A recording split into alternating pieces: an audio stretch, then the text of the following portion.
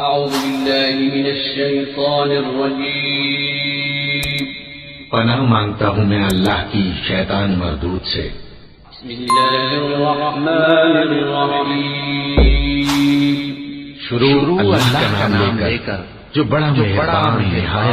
نہایت رحم والا ہے۔ يسألونك عن الأنفال قل الأنفال لله والرسول فاتقوا الله وأصلحوا ذات بينكم وأطيعوا الله ورسوله إن كنتم مؤمنين إنما المؤمنون الذين إذا ذكر الله وجلت قلوبهم وإذا تليت عليهم آياته آسمان کی اور رات کے وقت آنے والے کی قسم، اور تم کو کیا معلوم کہ رات کے وقت آنے والا کیا ہے؟ الذين يقيمون الصلاة کہ کوئی شخص ایسا نہیں جس پر کوئی نگہبان نہ ہو، تو انسان کو دیکھنا چاہیے کہ وہ کاہے سے پیدا ہوا ہے۔ وہ اچھلتے ہوئے پانی سے پیدا ہوا ہے جو پیٹھ اور سینے کے بیچ میں سے نکلتا ہے۔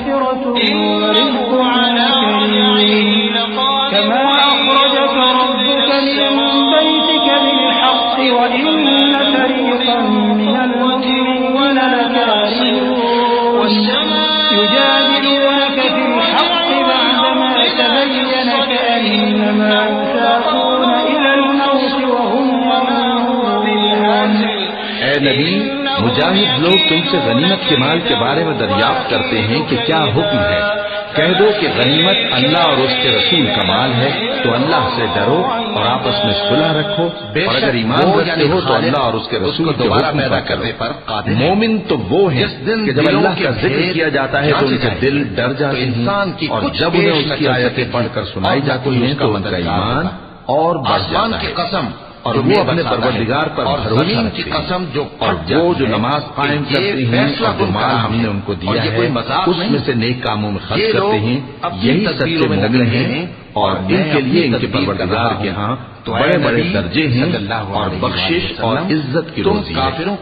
ان لوگوں کو اپنے گھروں سے اسی طرح نکلنا چاہیے تھا جس طرح تمہارے پروردگار نے تم کو تدبیر کے ساتھ اپنے گھر سے نکالا، اور اس وقت مومن